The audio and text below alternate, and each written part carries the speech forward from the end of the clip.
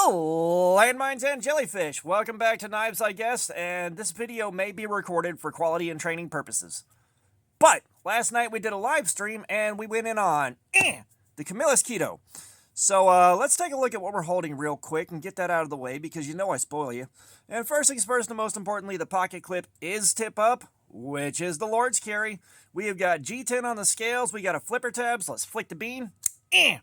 And we have got 3 inches of titanium nitride coated 420 steel. And I don't think this actually has the coating on it. I'm not going to lie. Amazon says it does, but I ain't seeing it. So, the price on this is $31. I think I paid either $15 or $20 at the Blade Show for it. I was at Blade Show and I dropped by the Cold Steel SOG booth to talk about the Terminus XR. And I saw new Camillus's and got excited because, I've got a soft spot for Camillus because of the lever locks. And, I was hoping they were releasing some new stuff that was good. Looking at Amazon, the stuff that they had besides the choff and the wedge looked like absolute garbage.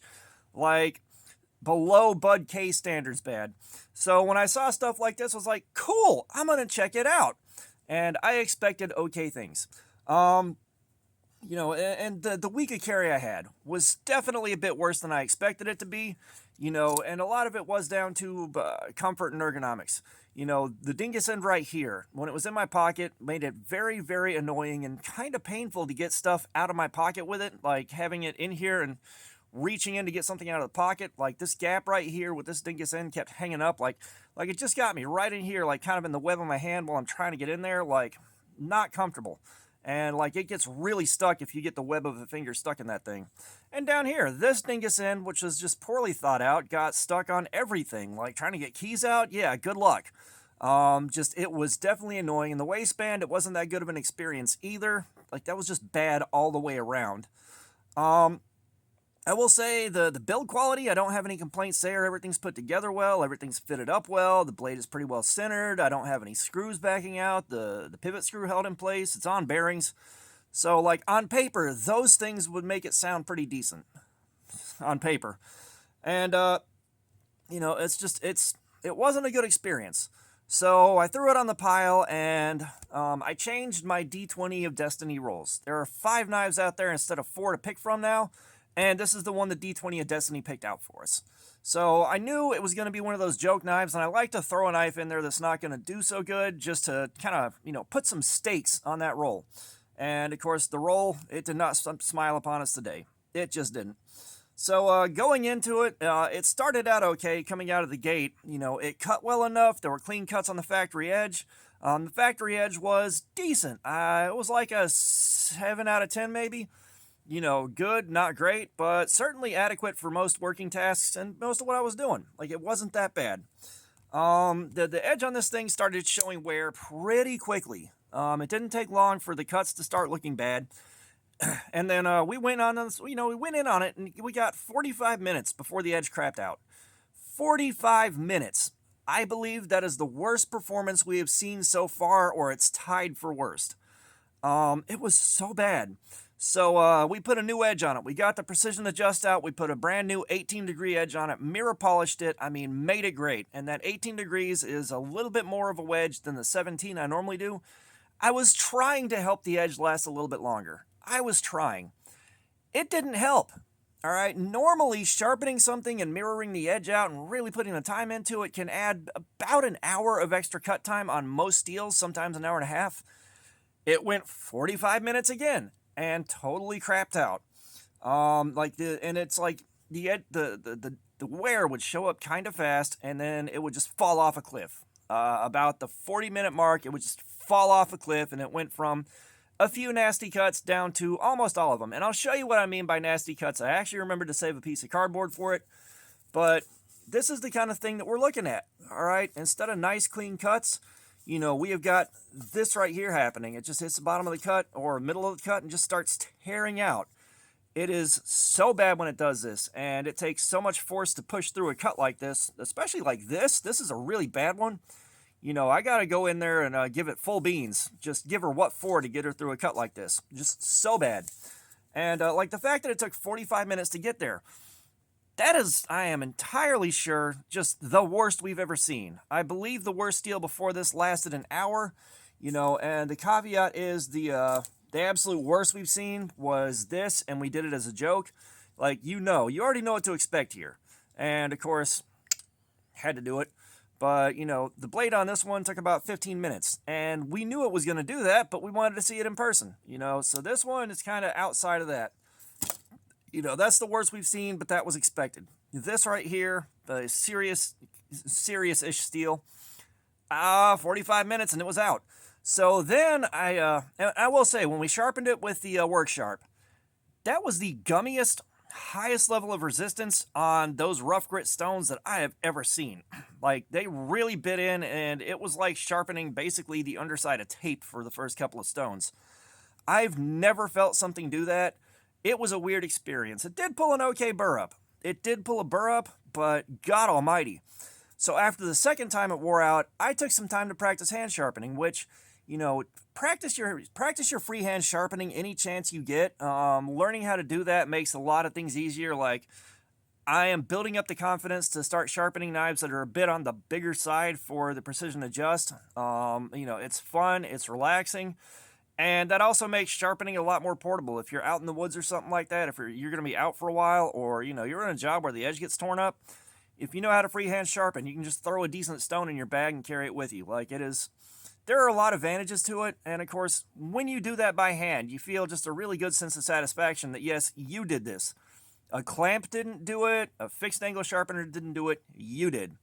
And I'm really happy with how the edge came out. Like, let's see if I can get this in the light. But basically, I got a respectable edge bevel on both sides all the way across. Like, this is a little bit cleaner than most factory edges we have on low-end knives. And let's get the paper out. Let's see if I bork a cut right away. No. So yeah, like, I'm very happy that I did that with the cut, with the edge. Like, I am very happy with the results on that. So these bad knives that die fast, they're great. They're great for practicing my freehand sharpening. I am so glad I started learning how to do that. And, I know guys ask, do I have a sharpening video? I do not. I don't know enough about hand sharpening to really do a video just because, I've just started. And other channels like Outdoors 55 will explain it to you in enough detail that it'll get you over the hump. Most of what I know right now about hand sharpening came from Outdoors 55. I am really grateful for it because there's a lot of stuff I wouldn't have thought of. And, it's just, the steel is so bad. Like, when I say this is like a $5 knife at best, I'm not kidding. Like, I know when Camillus got sold, they got a running start and slam dunked the quality in the toilet. They did, and it's painfully obvious here. And the reason I say I don't think it's titanium nitride coated is we have picked up, let's see if you can see it, some hazing in the hairline scratches here. And it's worse than 8CR13 for sure. Especially after like such a short session. Like, ACR13 will run 2.5 hours, kind of like clockwork, and it won't show as much of these hairline scratches in an hour and a half. This thing has got a ton of them on it. Let's see. I think you can see that there. So that's one of the indicators that it's definitely worse steel than 8CR. I believe this did worse than the 4116 as far as picking up scratches than the 1911 did. And like the 1911, that steel sucked. The Ozark Trails from Walmart last Christmas with the mystery steel, those did an hour on the factory edges, so a little bit better than this, and we have no idea what that is. And I'm not sure if they just didn't heat treat the 420 or anything. It may be mild steel for all we know. One of the guys in the comments pointed out that Camillus is known for bad heat treatments on stuff like this. So this may have just been a bad heat treatment. Like, I know I should be able to expect a bit more from 420 steel. It's just like I would have expected about an hour and a half-ish, maybe an hour and 45 minutes out of 420 Blaze-It steel. So this thing is just straight garbage. This is definitely a contender for the Hall of Shame. When I do my next Hall of Shame video, this is probably going to be showing up in it.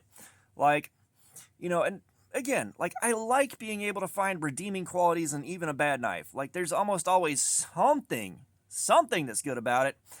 And this thing, just like the Fox Edge, the factory edge, was about the only good thing, and we got the build quality here.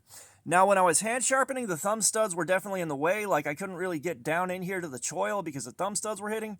That's one of the things I'm practicing, is keeping the thumb studs off of the stones. I had, let's see, what side is it? I had a couple of contacts right here. They're small, but they're there, which means I'm not quite ready to start doing that on nicer knives yet. It's a lot better than it's been being, but I'm not quite there yet. So, like I said, take the opportunity to learn how to hand sharpen anytime you can get it. Like this. It's just so satisfying.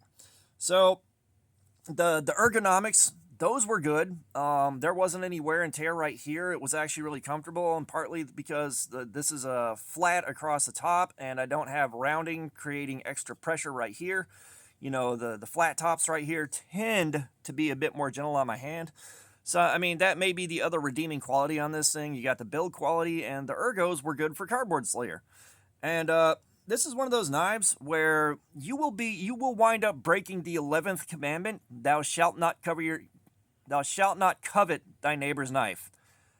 Man, words are hard, and I don't want to redo this whole take.